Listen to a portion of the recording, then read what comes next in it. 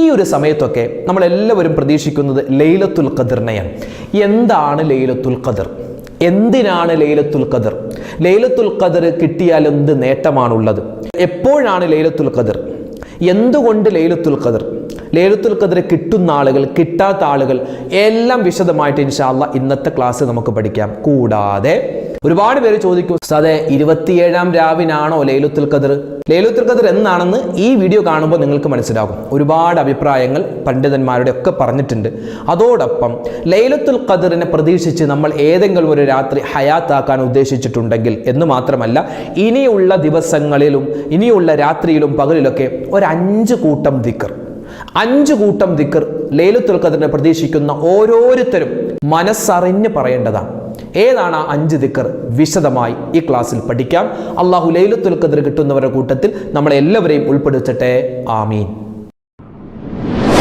അസ്സലാമു അലൈക്കും വറഹ്മത്തുള്ളാഹി വബറകാതുഹു. ബിസ്മില്ലാഹിർ റഹ്മാനിർ റഹീം. അൽഹംദുലില്ലാഹി റബ്ബിൽ ആലമീൻ വസ്സലാത്തു വസ്സലാമു അലാ അഷ്റഫിൽ അമീൻ വഅലാ ആലിഹി വസ്വഹ്ബിഹി അജ്മഈൻ. അമ്മാ ബഅദ്.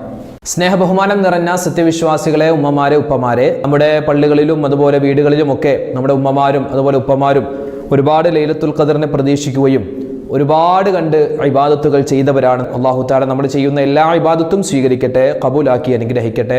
അർഹമായ പ്രതിഫലം നമുക്ക് എല്ലാവർക്കും അല്ലാഹു നൽകുമാറാവട്ടെ. ആമീൻ യാ റബ്ബൽ ആലമീൻ. പരിശുദ്ധമായ റമദാനിന്റെ അവസാനത്തെ ഒറ്റ രാവും ഇരട്ട രാവും അതൊക്കെ നമ്മൾ ലൈലത്തുൽ ഖദറിനെ പ്രതീക്ഷിക്കേണ്ടതാണ്. ഒറ്റ രാവിൽ മാത്രമാണ് ലൈലത്തുൽ ഖദർ എന്ന് നബി തങ്ങൾ സല്ലല്ലാഹു അലൈഹി വസല്ലം ഉറപ്പിച്ചൊന്നും പറഞ്ഞിട്ടില്ല. ഒറ്റ രാവിലും ആവാം, ഇരട്ട രാവിലേക്കാം ലൈലത്തുൽ ഖദർ.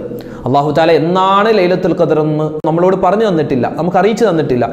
അപ്പോൾ അതെന്നാണെങ്കിലും അതിൻ്റെ പോരിശ കരസ്ഥമാക്കുന്നവരുടെ കൂട്ടത്തിൽ അള്ളാഹു നമ്മളെ ഉൾപ്പെടുത്തട്ടെ. ആമീൻ യാ റബ്ബൽ ആലമീൻ. അതായത് ലൈലത്തുൽ ഖദറിനെ പറ്റി അല്ലാഹു തആല വിശുദ്ധമായ ഖുർആനിൽ പറഞ്ഞിട്ടുള്ള അതിശ്രേഷ്ഠമായ സൂറത്തുൽ ഖദർ. ആ സൂറത്തുൽ ഖദറിൽ അല്ലാഹു തആല ലൈലത്തുൽ ഖദർ എന്താണെന്നും അതെങ്ങനെയാണെന്നും അതുപോലെ തന്നെ അതുകൊണ്ട് മനുഷ്യന് എന്ത് നേട്ടമാണ് ഉള്ളതെന്നും എല്ലാം വിശദമായിട്ട് അല്ലാഹു പറയുന്നുണ്ട്. അപ്പം ഇന്ന് നമ്മൾ പറയുന്നത്, ഉസ്താദെ ഞങ്ങൾ ജനിച്ചത് മുതലേ കേൾക്കുകയാണ് ലൈലത്തുൽ ഖദർ. എന്താണ് ഈ ലൈലത്തുൽ ഖദർ? എങ്ങനെയാണ് ലൈലത്തുൽ ഖദർ? എന്തിനാണ് ലൈലത്തുൽ ഖദർ? എപ്പോഴാണ് ലൈലത്തുൽ ഖദർ എന്നൊക്കെ ഒരുപാട് പേർക്ക് സംശയമുണ്ടാകും. ലൈലത്തുൽ ഖദർ എന്ന വാക്കിന്റെ അർത്ഥം നിർണായക രാത്രി അല്ലെങ്കിൽ നിർണായക രാവ് എന്നാണ് ലൈലത്തുൽ ഖദറിന്റെ അർത്ഥം. അപ്പോൾ ഇൻഷാ അല്ലാഹ് എന്താണ് നിർണയിക്കുന്നത് എന്നൊക്കെ നമുക്ക് പറയാം. വിശുദ്ധമായ ഖുർആനിലെ ആ സൂറത്തുൽ ഖദർ തന്നെ, ബിസ്മില്ലാഹിർ റഹ്മാനിർ റഹീം, ഇന്നാ അൻസൽനാഹു ഫീ ലൈലത്തിൽ ഖദർ. നിശ്ചയമായും നബിയെ, ഈ വിശുദ്ധമായ ഖുർആനിനെ നാം ഇറക്കിയിട്ടുള്ളത് ഈ സുന്ദരമായ രാത്രിയിലാണ്.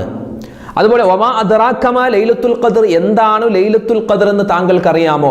ലൈലത്തുൽ ഖദർ ഖൈറും മിൻ അൽഫി ഷഹർ, 1000 മാസത്തേക്കാൾ ശ്രേഷ്ഠതയുള്ള ഒരു രാത്രിയാണ് ലൈലത്തുൽ ഖദർ. 1000 മാസം, അതായത് ഏകദേശം ഒരു കണക്ക് കൂട്ടം. 1000 മാസം എന്ന് പറഞ്ഞാൽ കറക്റ്റ് 1000 മാസത്തിന്റെ ശ്രേഷ്ഠത എന്ന് മാത്രമല്ല, 1000 മാസത്തേക്കാൾ എന്നാണ്. അതായത് ചിലപ്പോൾ 1000 മാസം ആവാം, 2000 ആവാം, 3000 ആവാം, 1,00,000 ആവാം. അള്ളാഹു അല്ല തരുന്നത്, അതുകൊണ്ട് കയ്യും കണക്കും ഉണ്ടാവില്ല. 84 വർഷവും 4 മാസവും എന്നൊക്കെ ചില പണ്ഡിതന്മാർ അഭിപ്രായപ്പെട്ടിട്ടുണ്ട്. 3000 രാത്രി, 3000 പകൽ എന്നൊക്കെ ഇങ്ങനെ അഭിപ്രായപ്പെട്ടിട്ടുണ്ട്. അപ്പൊ എന്തിനാണ് ഒരൊറ്റ രാത്രിക്ക് 3000 രാത്രി ഒരു മനുഷ്യനെ ഇബാദത്ത് ചെയ്യുന്ന, അല്ലെങ്കിൽ 3000 പകൽ ഒരാളെ ഇബാദത്ത് ചെയ്യുന്ന കൂലിയൊക്കെ അള്ളാഹു നമുക്ക് തരുന്നത്? അത് വേറൊന്നുമല്ല. ഇതൊക്കെ നിങ്ങൾക്ക് അറിയാവുന്ന കാര്യമാണ്, ഞാൻ ഓടിച്ചു പറയുക. മുൻഗാമികളായ ആളുകൾ അവരൊക്കെ ജീവിച്ചത് മഹാനായ ആദം നബിയെ പോലെ, മഹാനായ നൂഹ് നബിയെ പോലെ അലൈഹിമുസ്സലാത്തു വസ്സലാം. അവരൊക്കെ 1000 അതുപോലെ 950 900 ഒക്കെ വർഷം ജീവിച്ച ആളുകളാണ് ആ നബിമാരും അവിടുത്തെ സമൂഹവും. അപ്പോൾ അവരൊക്കെ ഒരുപാട് അള്ളാഹുവിനെ ഇബാദത്ത് ചെയ്തിട്ടുണ്ട്. അതുപോലെ തന്നെ 500 വർഷം ജീവിച്ച ആളുകൾ, 200 വർഷം ഒക്കെ ജീവിച്ച ആളുകളുണ്ട്. നമ്മളെ സംബന്ധിച്ചിടത്തോളം മുത്തായ റസൂലിന്റെ ഉമ്മത്തികളായ നമുക്കുള്ള ഏകദേശം വയസ്സ് കൂടിപ്പോയാൽ 100 120 അതൊക്കെ വളരെ വിരളമായ ആളുകളാണ്. അള്ളാഹുവിന്റെ ഹബീബ് തന്നെ 63 വയസ്സല്ലേ ജീവിച്ചത്. അപ്പൊ അഅ്മാറു ഉമ്മത്തി മാബൈന സിത്തീന വ സബഈന, 60ന്റെയും 70ന്റെയും ഇടയിലാണ് എൻ്റെ ഉമ്മത്തിന്റെ വയസ്സ്. അപ്പൊ അത്രമാത്രം കുറച്ച് വർഷം ജീവിക്കുന്ന നമ്മെ സംബന്ധിച്ചിടത്തോളം നമ്മളാണ് മറ്റ് സമുദായങ്ങളെക്കാൾ ഏറ്റവും ഉത്തമരായ ആളുകൾ, ശ്രേഷ്ഠതയുള്ള ആളുകൾ. അപ്പോൾ നമ്മൾ ഈ 60 വർഷം എത്ര തലകുത്തി പറഞ്ഞ ഇബാദത്ത് എടുത്താലും അവർ ചെയ്ത ഇബാദത്തിന്റെ അടുത്ത് എത്തൂല. അപ്പൊ അങ്ങനെ എത്താൻ വേണ്ടി വേണ്ടിയേ ഒരു രാത്രി അള്ളാഹു തന്നിരിക്കുകയാണ്. ആ ഒരൊറ്റ രാത്രി നമ്മൾ പ്രയോജനപ്പെടുത്തിയാൽ എന്ത് കിട്ടും? 1000 മാസത്തേക്കാൾ, അതായത് 3000 രാത്രിയും 3000 പകലും ഒക്കെ ഇബാദത്ത് ചെയ്ത പ്രതിഫലം കിട്ടും. അതിനാണ് ലൈലത്തുൽ ഖദ്ർ അള്ളാഹു നമുക്ക് തന്നിട്ടുള്ളത്. ഇനി എന്നാണ് ലൈലത്തുൽ ഖദ്ർ? അതാണ് ഒരുപാട് പേർക്ക് അറിയേണ്ടത്. ലൈലത്തുൽ ഖദ്ർ സംഭവം ശരിയാണ്, ഞങ്ങൾ ഇബാദത്ത് ചെയ്തോളാം ഉസ്താദെ, ഓക്കെ. പക്ഷേ എന്നാണ് ലൈലത്തുൽ ഖദ്ർ? അത് എന്നാണെന്ന് നബി തങ്ങൾ നമുക്ക് കൃത്യമായി അറിയിച്ചു തന്നിട്ടില്ല. അങ്ങനെ കൃത്യമായി അറിയിച്ചു തന്നിരുന്നെങ്കിൽ 11 മാസവും നമ്മൾ എന്ത് ചെയ്യൂല? പള്ളി പോലും കയറൂല, നിസ്കരിക്കൂല, നോമ്പ് പിടിക്കൂല.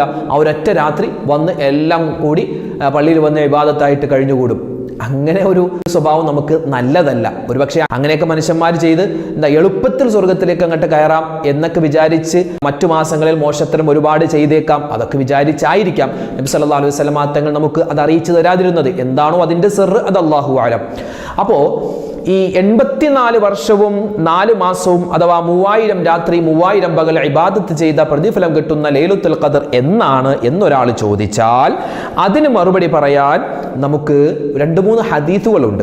ഈ ലൈലത്തുൽ ഖദ്ർ എന്ന് പറഞ്ഞാൽ 4 പ്രകാശങ്ങളുടെ സമന്വയമാണ്. ആകാശ ഭൂമികളുടെ പ്രകാശമായ അള്ളാഹുവിൽ നിന്നും പ്രകാശം കൊണ്ട് സൃഷ്ടിക്കപ്പെട്ട ജിബ്രീൽ എന്ന മലക്ക് വഴി, അതാ മലക്കുകൾ വഴി പ്രകാശമാക്കപ്പെട്ട വിശുദ്ധമായ ഖുർആൻ, ലോകത്തിന്റെ പ്രകാശമായ വിളക്കായ മുത്തുനബി സല്ലല്ലാഹു അലൈഹി വസല്ലമ തങ്ങൾക്ക് അള്ളാഹു ഇറക്കി കൊടുത്ത ഒരു രാത്രിയാണ് ലൈലത്തുൽ ഖദ്ർ. അഥവാ രാത്രിയെ പകലാക്കി മാറ്റിയ പ്രകാശ വിപ്ലവമാണ് ലൈലത്തുൽ ഖദ്ർ എന്നുള്ളത്. നബി സല്ലല്ലാഹു അലൈഹി വസല്ലമ തങ്ങൾ പരിശുദ്ധമായ ശഅബാനിന്റെ അവസാനത്തെ ദിവസം നബിതങ്ങൾ സ്വഹാബിമാരെ എല്ലാവരെയും വിളിച്ചിട്ട് അവരോട് ഒരു പ്രസംഗം നടത്തി. യാ അയ്യുഹന്നാസ്, അല്ലയോ ജനങ്ങളെ, ഇന്നഹു ഖദ് അളല്ലക്കും ശഹ്റുൻ അളീം ശഹ്റുൻ മുബാറക് ഫീഹി ലൈല ഖൈറുൻ മിൻ അൽഫി ശഹർ. നബിതങ്ങൾ പറഞ്ഞു, സ്വഹാബത്തെ, ഒരു മാസം വരുന്നുണ്ട്, വലിയ ശ്രേഷ്ഠതയുള്ള മാസമാണ്, അതുപോലെ തന്നെ ഒരു ബറക്കത്താക്കപ്പെട്ട മാസമാണ്, അതിലൊരു രാത്രിയുണ്ട്, ആ രാത്രി 1000 മാസത്തേക്കാൾ ശ്രേഷ്ഠതയുള്ള രാത്രിയാണ്. ഇതൊക്കെ ഒരു ഹദീസാണ്. പിന്നെ ഇനി നമുക്ക് എന്നാണ് ലൈലത്തുൽ ഖദ്ർ എന്ന് നോക്കാം. ഒരുപാട് പേർക്ക് അതാണ് അറിയാനുള്ള ആഗ്രഹം. എന്നാണ് ഉസ്താദെ? 21-ാം രാവിനാണോ, 17-ാം രാവിനാണോ, 19-ാം രാവാണോ, 23, 25, 27, 29? എല്ലാവരും 27 പറഞ്ഞിരിക്കുക. പറയുന്ന ഞാൻ ഉൾപ്പെടെ 27-ാം രാവിലെ അല്ലേ? അൽഹംദുലില്ലാ, നമ്മളൊക്കെ ഒരുപാട് ഇബാദത്ത് ചെയ്യുന്നുണ്ട്. അന്നാണോ ഈ ലൈലത്തുൽ ഖദ്ർ? ഇനി കഴിഞ്ഞു പോയി 21-ലാണോ? നമുക്കൊന്ന് നോക്കാം. മഹാനായ അബൂ ഹുറൈറ റളിയല്ലാഹു തആല അൻഹു പറയുന്ന ഒരു ഹദീസിൽ നമുക്ക് കാണുവാൻ പറ്റും, നബി സല്ലല്ലാഹു അലൈഹി വസല്ലമ തങ്ങളുടെ അടുക്കൽ ലൈലത്തുൽ ഖദ്റിനെ പറ്റി ഞങ്ങൾ ഇങ്ങനെ സംസാരിക്കുകയാണ്. ലൈലത്തുൽ ഖദ്ർ എന്നാണ്, അത് എങ്ങനെയാണെന്നൊക്കെ ഞങ്ങൾ ഇങ്ങനെ നബിയുമായിട്ട് ഇങ്ങനെ സംസാരിക്കുകയാണ്.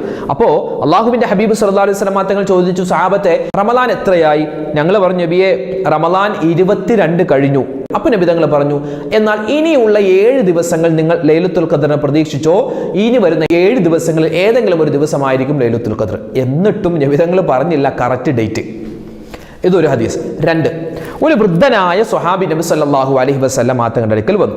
എന്നിട്ട് പറഞ്ഞു, നബിയേ, എനിക്ക് കൂടുതലൊന്നും നിസ്കരിക്കാൻ പറ്റൂല, എനിക്ക് ശാരീരികമായി ഞാൻ വളരെ പ്രയാസത്തിലാണ്, സങ്കടത്തിലാണ്. അപ്പോൾ ഈ ലൈലത്തുൽ ഖദ്ർ എന്നാണെന്നൊന്ന് പറഞ്ഞു തന്നാൽ ഞാൻ അന്ന് ഇബാദത്ത് ചെയ്തോളാം നബിയെ എന്നൊരു വൃദ്ധനായ സ്വഹാബി വന്ന് നബി തങ്ങളോട് പറഞ്ഞപ്പോൾ അള്ളാഹിന്റെ ഹബീബ് സല്ലല്ലാഹു അലൈഹി വസല്ലം തങ്ങൾ പറഞ്ഞു കൊടുത്തത് റമളാനിന്റെ 7-ാം രാവാണ്. പോയില്ലേ? റമളാനിന്റെ 7-ാം രാവ് എന്ന് പറഞ്ഞാൽ എവിടെ കിടക്കുന്നു? റഹ്മത്തിന്റെ പത്തിൽ കിടക്കുന്നു. നമ്മൾ ലൈലത്തുൽ ഖദ്റിനെ പറ്റി ചിന്തിച്ചിട്ട് പോലും ഇല്ലാത്ത സമയത്ത് അതാവാം, അതും ഉറപ്പല്ല, 7-ാം രാവാം. ഇനിയോ അബൂ ദാവൂദ്, തൊബറാനി ഒക്കെ റിപ്പോർട്ട് ചെയ്യുന്ന ഹദീസിൽ മഹാനായ ഇബ്നു ഉമർ റളിയല്ലാഹു തആല അൻഹു പറയുന്നു, നബി സല്ലല്ലാഹു അലൈഹി വസല്ലം തങ്ങളോട് ചോദിക്കപ്പെട്ടു, നബിയെ, എന്നാണോ ലൈലത്തുൽ ഖദ്ർ? അപ്പോൾ അവിടെ നിന്ന് പറഞ്ഞു, ഹിയ ഫീ കുല്ലി റമളാൻ. റമളാൻ മൊത്തം നിങ്ങൾ പ്രതീക്ഷിക്കാൻ. എങ്ങനെ ഇരിക്കുന്നു? റമളാൻ മൊത്തം പ്രതീക്ഷിക്കാൻ. അതായത് റമളാനിന്റെ അവസാനത്തെ ഒറ്റ രാവ് മാത്രമല്ല, ഇരട്ട രാവ് മാത്രമല്ല, റമളാൻ മൊത്തത്തിൽ നോക്കിയാൽ ഏതെങ്കിലും ഒരു രാത്രിയാവാം.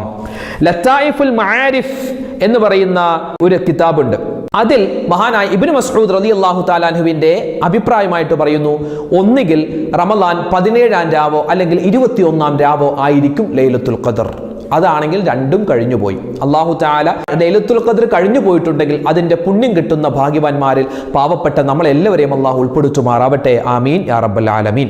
ചില പണ്ഡിതന്മാർ പറയുന്നു ലൈലത്തുൽ ഖദ്ർ 17-ാം രാവിനായിരുന്നു. കാരണം അന്നാണ് സത്യവും അസത്യവും തമ്മിൽ വേർതിരിക്കപ്പെട്ടത്. അല്ലെ, സ്വഹാബിമാര് യുദ്ധം ചെയ്തില്ലേ, യുദ്ധം ചെയ്ത ആ തലേ രാത്രി. അപ്പൊ അന്നായിരുന്നു എന്നും പറയുന്ന ആളുകളുണ്ട്. അന്നാണെങ്കിൽ നമ്മുടെ ചാനൽ കൂടിയൊക്കെ ഒരുപാട് ദിക്ർ പറഞ്ഞിട്ടുണ്ട്, സലാത്ത് പറഞ്ഞിട്ടുണ്ട്. അതുപോലെ തന്നെ നമ്മൾ തറാവീഹൊക്കെ നിസ്കരിച്ചവരാണ്. അൽഹംദുലില്ലാഹ്. അന്നാണെങ്കിൽ അതിന്റെ പ്രതിഫലം അല്ലാഹു നമുക്ക് തരട്ടെ. വ്യത്യസ്തമായ ഒരുപാട് അഭിപ്രായങ്ങളുണ്ട്. മഹാനായ ഹസനു ഷാദുലി റളിയല്ലാഹു തആല അൻഹു പറയുന്നു, റമളാനിന്റെ ആദ്യത്തെ ദിവസം കണക്കാക്കിയാണ് ലൈലത്തുൽ ഖദ്ർ നിർണ്ണയിക്കുക. ഇതൊക്കെ ഒരു അഭിപ്രായങ്ങളാണ് കേട്ടോ. ഉസ്താദ് ഇന്നലെ യൂട്യൂബിൽ കൂടി പറഞ്ഞു 17-ാം രാവിലാണെന്ന്, ഇനിയിപ്പോൾ എന്ത് ചെയ്യും, കഴിഞ്ഞു പോയില്ലേ എന്നൊന്നും പറഞ്ഞ് ആരും വരണ്ട. കാരണം ഇതൊക്കെ ഓരോ അഭിപ്രായങ്ങളാണ്. പല പല പണ്ഡിതന്മാരുടെ അഭിപ്രായങ്ങൾ ഇങ്ങനെയൊക്കെ ഉണ്ട് എന്ന് നിങ്ങൾക്ക് അറിയിച്ചു തരുകയാണ് ഞാൻ ഈ വീഡിയോയിലൂടെ ചെയ്യുന്നത്. റമളാനിലെ ആദ്യത്തെ ദിനം നോക്കി ലൈലത്തുൽ ഖദ്ർ നിർണ്ണയിക്കാം. ഞായറാഴ്ചയാണ് നോമ്പ് തുടങ്ങിയതെങ്കിൽ, റമളാൻ 1 ഞായറാഴ്ചയാണെങ്കിൽ 29-ാം രാവ് ആയിരിക്കും ലൈലത്തുൽ ഖദ്ർ. തിങ്കളാഴ്ചയാണ് നോമ്പ് തുടങ്ങുന്നതെങ്കിൽ 21-ാം രാവ് ആയിരിക്കും ലൈലത്തുൽ ഖദ്ർ. ചൊവ്വാഴ്ചയാണ് നോമ്പ് തുടങ്ങുന്നതെങ്കിൽ 27-ാം രാവായിരിക്കും ലൈലത്തുൽ ഖദ്ർ. ബുധനാഴ്ചയാണെങ്കിൽ 19-ാം രാവും, വ്യാഴാഴ്ചയാണെങ്കിൽ 25-ാം രാവും, വെള്ളിയാഴ്ചയാണെങ്കിൽ 17-ാം രാവും, ശനിയാഴ്ചയാണെങ്കിൽ 23-ാം രാവുമായിരിക്കാം ലൈലത്തുൽ ഖദ്ർ. അള്ളാഹു പടച്ചോനെ ആ പുണ്യം ഞങ്ങൾക്ക് കരസ്ഥമാക്കാൻ നീ തൗഫീക്ക് തരണേ അല്ലാ, തൗഫീക്ക് തരണേ അല്ലാ. അതുകൊണ്ട് എല്ലാവരും ശ്രദ്ധയോടെ ഇനിയുള്ള ദിവസങ്ങൾ നമ്മൾ ഇബാദത്തിലായി കഴിഞ്ഞുകൂടണേ. വീണ്ടും പറയുന്നു മഹാനായ ഇബ്നു അബ്ബാസ് റളിയല്ലാഹു തആല അൻഹു, അള്ളാഹു ഒറ്റ സംഖ്യയാണ് ഇഷ്ടപ്പെടുന്നത്. പ്രത്യേകിച്ച് 7 എന്ന സംഖ്യ അള്ളാഹു ഏറ്റവും കൂടുതൽ ഇഷ്ടപ്പെടുന്നതാണ്. 7 ആകാശം, 7 ഭൂമി, 7 ദിവസം, തവാഫിന്റെ എണ്ണം 7. അതിനാൽ ഒന്നുകിൽ റമളാൻ 7-ാം രാവ്, അല്ലെങ്കിൽ 17-ാം രാവ്, അല്ലെങ്കിൽ 27-ാം രാവിനെ നിങ്ങൾ ലൈലത്തുൽ ഖദ്റിനെ പ്രതീക്ഷിക്കണേ. ഇബ്നു മസ്ഊദ് റളിയല്ലാഹു തആല അൻഹു പറയുന്നു, തഹറു ലൈലത്തുൽ ഖദ്രി 17 സ്വബീഹത്ത ബദ്ർ ഔ 21 ഔ 23. അതായത് പരിശുദ്ധമായ ലൈലത്തുൽ ഖദ്റിനെ നിങ്ങൾ എപ്പോഴൊക്കെ പ്രതീക്ഷിക്കണമെന്നറിയോ? 17-ാം രാവിനെ നിങ്ങൾ പ്രതീക്ഷിക്കണേ. അതുപോലെ തന്നെ 21-ാം രാവിനെ നിങ്ങൾ പ്രതീക്ഷിക്കണേ. 23-ാം രാവിനെയും പ്രതീക്ഷിക്കണേ. ഇങ്ങനെ ഒരുപാട് അഭിപ്രായങ്ങളുണ്ട്. ഏതായാലും പരിശുദ്ധമായ റമളാനിന്റെ അവസാനത്തെ 10-ലാണ് എൻ്റെ ഉമ്മമാരെ ഉപ്പമാരെ നമ്മളുള്ളത്. ഇനിയുള്ള ദിവസങ്ങൾ മുഴുവനും ഇൻഷാ അല്ലാഹ് ലൈലത്തുൽ ഖദ്റിനെ പ്രതീക്ഷിക്കണേ. അല്ലാഹുവേ പടച്ചവനെ, പാവപ്പെട്ട ഞങ്ങൾക്ക് ആ ലൈലത്തുൽ ഖദ്ർ കിട്ടുന്നവരുടെ കൂട്ടത്തിൽ ഉൾപ്പെടാനുള്ള തൗഫീക്ക് തരണേ റഹ്മാനെ.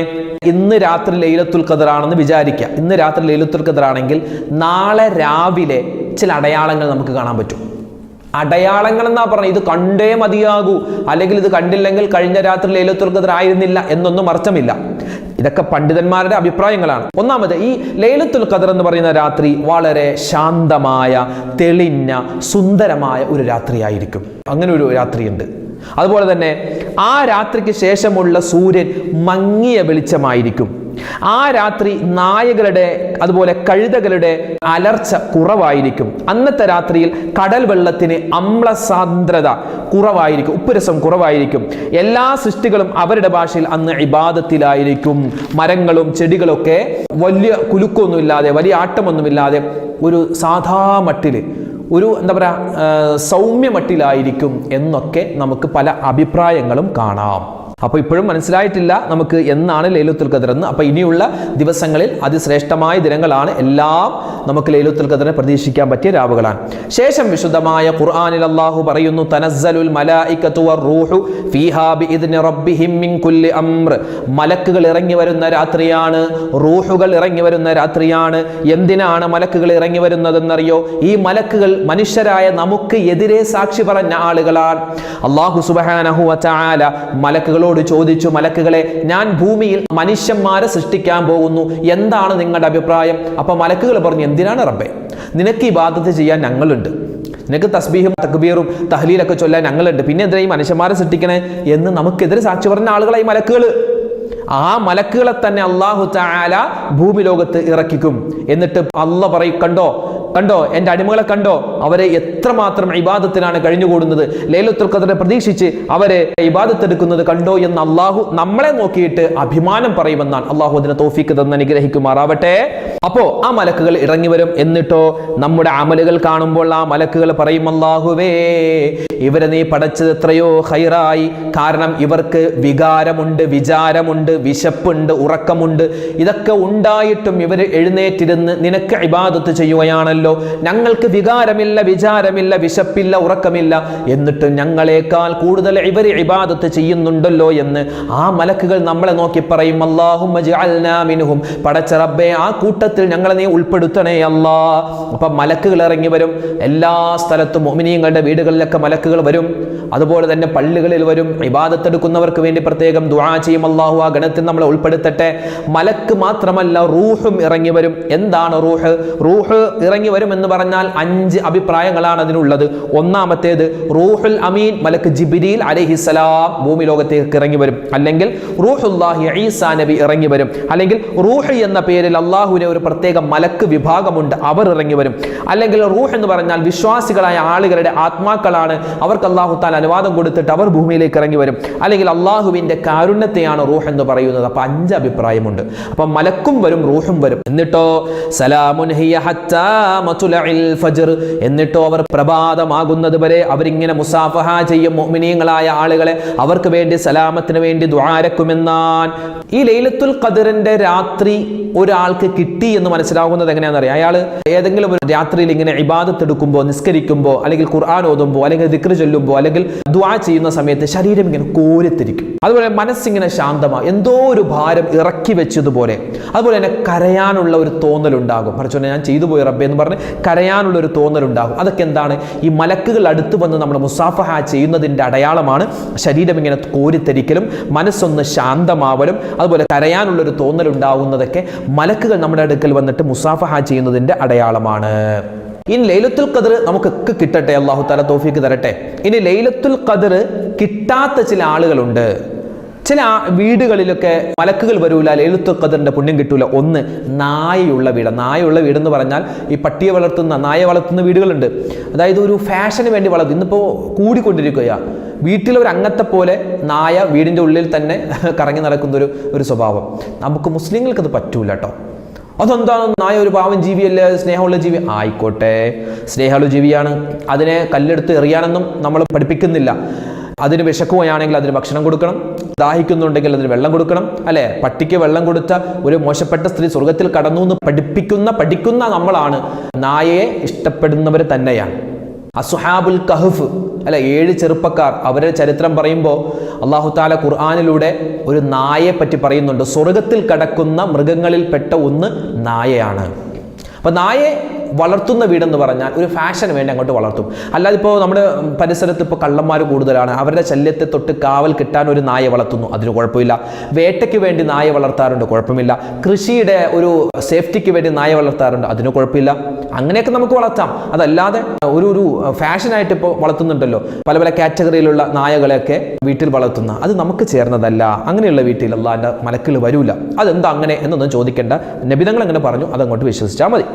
പിന്നെയോ ജീവജാലങ്ങളുടെ പ്രതിമ ഫോട്ടോ എന്ന് പറഞ്ഞാൽ, ഇപ്പോൾ നമ്മുടെ വീട്ടിലിപ്പോൾ മക്കൾ കളിക്കുന്ന പ്രതിമ ഉണ്ടാകും, ഫോട്ടോയൊക്കെ ഉണ്ടാകും. അതല്ല ഉദ്ദേശിക്കുന്നത്. നമ്മുടെ ചില വീടിൻ്റെയൊക്കെ ഫ്രണ്ടിൽ തന്നെ ഗേറ്റിൻ്റെ മുകളിൽ ഒരു സിംഹത്തിൻ്റെ ഒരു രൂപം ഉണ്ടാക്കി വെച്ചിട്ടുണ്ടാകും. ചില വീടുകളുടെ ഉമ്മറപ്പടിയിൽ തന്നെ ഒരു കൊക്കിൻ്റെ അല്ലെങ്കിൽ ഒരു പാമ്പിൻ്റെ രൂപമൊക്കെ ഇങ്ങനെ വെച്ചിട്ടുണ്ടാകും. അതൊന്നും നമുക്ക് നല്ലതല്ല. അതൊക്കെ ഉണ്ടെങ്കിൽ അത് മാറ്റലാണ്. അതായത് മൃഗങ്ങളുടെ രൂപങ്ങൾ നമ്മളതൊരു ഫാഷന് വേണ്ടി ഇങ്ങനെ വെച്ചിരിക്കുകയാണ്. അങ്ങനെ ഉണ്ടെങ്കിൽ അത് നല്ലതല്ല. അതുപോലെ ഷാരിബുൽ ഖംർ, കള്ളുകുടിയുടെ വീട്ടിൽ റഹ്മത്തിന്റെ മലക്ക് വരൂല, ലൈലത്തുൽ ഖദർ കിട്ടൂല. അതുപോലെ മൻ ഖതഅ റഹ്, കുടുംബബന്ധം മുറിച്ച് പിണങ്ങിക്കടയുന്ന ആളുകളാണെങ്കിൽ അവരുടെ വീട്ടിലും ലൈലത്തുൽ ഖദറിന്റെ പുണ്യം കിട്ടൂല. അതുപോലെ തന്നെ അസൂയ, കുശുമ്പ്, കാപട്യം, ഹൃദയം ദുഷിച്ച ആളുകൾ, ഇവരുടെ ഒന്നും വീടുകളിലേക്കോ അല്ലെങ്കിൽ ഇവരുടെ ജീവിതത്തിലേക്കോ ലൈലത്തുൽ ഖദറിന്റെ പുണ്യം കിട്ടൂല. അപ്പൊ എന്താണ് ലൈലത്തുൽ ഖദർ? എപ്പോഴാണ് ലൈലത്തുൽ ഖദർ? എങ്ങനെയാണ് ലൈലത്തുൽ ഖദർ? എന്തിനാണ് ലൈലത്തുൽ ഖദർ? ലൈലത്തുൽ ഖദർ കിട്ടുന്ന ആളുകൾ, കിട്ടാത്ത ആളുകൾ ഒക്കെ നമ്മൾ പറഞ്ഞിട്ടുണ്ട്. അപ്പോൾ ഈ വീഡിയോ നിങ്ങൾക്ക് ഉപകാരപ്പെടും എന്ന് പ്രതീക്ഷിക്കുകയാണ്. ഇനിയുള്ള രാവുകളിലും ഇനിയുള്ള പകലുകളിലും നമ്മൾ ലൈലത്തുൽ ഖദറിനെ പ്രതീക്ഷിക്കുക. ഒറ്റ രാവുകൾ പ്രത്യേകിച്ച് ഈ സമയത്തൊക്കെ നമ്മൾ ദ്വാരക്കേണ്ട ഒരു ദുആ. ഒന്ന്, അഷ്ഹദു അല്ലാ ഇലാഹ ഇല്ലല്ലാഹ് അസ്തഗ്ഫിറുല്ലാഹ് അസ്അലുകൽ ജന്നത വ അഊദു ബിക മിനന്നാർ. അതുപോലെ തന്നെ അല്ലാഹുമ്മ ഇന്നക അഫൂൻ തുഹിബ്ബുൽ അഫ്വ ഫഅഫു അന്നീ. ആ ദുആ മറന്നു പോവരുതേ. അല്ലാഹുമ്മ ഇന്നക അഫൂൻ തുഹിബ്ബുൽ അഫ്വ ഫഅഫു അന്നീ. ആ ദുആ നമ്മൾ ഒരുപാട് കണ്ടധികരിപ്പിക്കണേ. അതാണ് ലൈലത്തുൽ ഖദറിനെ പ്രതീക്ഷിക്കുന്ന രാവുകളിൽ ഏറ്റവും കൂടുതലായിട്ട് നമ്മൾ പറയണം, അല്ലാഹുവിൽ നിന്നുള്ള മാപ്പിനെ ചോദിക്കുന്നു. അതുപോലെ മറ്റൊരു ദുആയാണ് അല്ലാഹുമ്മ അഅ്തിഖ്നീ മിനന്നാർ വഅദ്ഖിൽനിൽ ജന്നത യാ റബ്ബൽ ആലമീൻ. ഈ ദുആയും നമ്മൾ അധികരിപ്പിക്കണേ. അതുപോലെ തന്നെ സലാമുൻ ഖൗലം മിർ റബ്ബിർ റഹീം, സലാമുൻ ഖൗലം മിർ റബ്ബിർ റഹീം, സലാമുൻ ഖൗലം മിർ റബ്ബിർ റഹീം. ആ ദുആയും നമ്മൾ അധികരിപ്പിക്കണേ. അതുപോലെ ലാ ഇലാഹ ഇല്ലാ അന്ത സുബ്ഹാനക ഇന്നി കുന്തു മിനൽ ളാലിമീൻ. മഹാനായ യൂനുസ് നബി പറഞ്ഞ ദുആയാണ് ലാ ഇലാഹ ഇല്ലാ അന്ത സുബ്ഹാനക ഇന്നി കുന്തു മിനൽ ളാലിമീൻ. ആ ദുആ നമുക്ക് പറയാം. പിന്നെ നമുക്ക് ഒരുപാട് ദുആ അറിയാലോ. ലാ ഇലാഹ ഇല്ലല്ലാഹു വഹ്ദഹു ലാ ശരീക ലഹു ലഹുൽ മുൽക്കു വലഹുൽ ഹംദു വഹുവ അലാ കുല്ലി ഷൈഇൻ ഖദീർ. അതുപോലെ തന്നെ സുബ്ഹാനല്ലാഹി വൽഹംദുലില്ലാഹി വലാ ഇലാഹ ഇല്ലല്ലാഹു വല്ലാഹു അക്ബർ വലാ ഹൗല വലാ ഖുവത ഇല്ലാ ബില്ലാഹിൽ അലിയിൽ അദീം ബിസ്മില്ലാഹി തവക്കൽതു. ഇങ്ങനെ ഒരുപാട് ദുആയുണ്ട്. അപ്പോൾ അറിയാവുന്ന ദുആയും ദിക്റും സ്വലാത്തും നമ്മളിങ്ങനെ പറയുക, ഒരുപാട് കണ്ട് ദുആരക്കുക. ഇസ്തിഗ്ഫാർ അസ്തഗ്ഫിറുല്ലാഹ് അസ്തഗ്ഫിറുല്ലാഹ് അസ്തഗ്ഫിറുല്ലാഹ് അങ്ങനെ ഇസ്തിഗ്ഫാർ അധികരിപ്പിക്കുക. അപ്പോൾ ഈ കാര്യങ്ങളൊക്കെ ഇനിയുള്ള ദിനരാത്രങ്ങളിൽ നമ്മൾ ശ്രദ്ധിക്കുക. അല്ലാഹു തആല ലൈലത്തുൽ ഖദറിന്റെ പുണ്യം കിട്ടുന്നവരുടെ കൂട്ടത്തിൽ നമ്മളെ എല്ലാവരെയും പടച്ചവൻ ഉൾപ്പെടുത്തി അനുഗ്രഹിക്കുമാറാവട്ടെ. ആമീൻ യാ റബ്ബൽ ആലമീൻ. നമ്മുടെ വീഡിയോ കാണുന്ന ആളുകൾ ഒരുപാട് പേരുണ്ട്. അൽഹംദുലില്ലാ അൽഹംദുലില്ലാ. അല്ലാഹു എല്ലാവർക്കും ഖൈർ തരട്ടെ, സലാമത്ത് തരട്ടെ. ഓരോ വീഡിയോകൾക്ക് താഴെയും ഒരുപാട് പേര് കമൻറ്റ്, ദുആ വസിയത്ത് ഒക്കെ എഴുതാറുണ്ട്. റബ്ബേ പടച്ചവൻ ആരൊക്കെ ഞങ്ങളോട് ദ്വാരക്കാൻ പറഞ്ഞു. അല്ലാഹു എല്ലാവരുടെയും ഹലാലായ മുറാദ് നീ ഹാസിലാക്കി കൊടുക്കണേ അല്ലാഹ്. എല്ലാവരുടെയും പ്രയാസ പ്രശ്നങ്ങൾ നീ മാറ്റി കൊടുക്കണേ റഹ്മാനെ. സങ്കടങ്ങൾ മാറ്റണേ അല്ലാഹ്, ദുരിതങ്ങൾ മാറ്റണേ റഹ്മാനെ. ഈ റമദാനിൻ്റെ പോരിശ മുഴുവൻ ഞങ്ങൾക്ക് തരണേ അല്ലാഹ്. ഞങ്ങളുടെ മക്കളുടെ കാര്യം നീ ഏറ്റെടുക്കണേ അല്ലാഹ്. ഭർത്താവിൻ്റെ രോഗം, ഭാര്യയുടെ രോഗം ഒക്കെ പറഞ്ഞ് ദ്വാരക്കാൻ പറഞ്ഞവരുണ്ട്. എല്ലാ ഖൈറാത്തുകളും നമ്മുടെ ജീവിതത്തിൽ നൽകണേ അല്ലാഹ്. മരണപ്പെട്ടു പോയവർക്ക് നീ സ്വർഗം നൽകണേ റഹ്മാനെ. അല്ലാഹു ദുനിയാവും ആഖിറവും വിജയിക്കുന്നവരുടെ കൂട്ടത്തിൽ പാവപ്പെട്ട ഞങ്ങളെല്ലാവരെയും ഉൾപ്പെടുത്തണേ അല്ലാഹ്. ലൈലത്തുൽ ഖദറിന്റെ പുണ്യം ഞങ്ങൾക്ക് നൽകണേ അല്ലാഹ്. ആമീൻ യാ റബ്ബൽ ആലമീൻ. ഇൻഷാ അല്ലാഹ് നാളെ മറ്റൊരു വീഡിയോയുമായിട്ട് കാണാം. അല്ലാഹു എല്ലാവരെയും ഖൈറിലാക്കട്ടെ.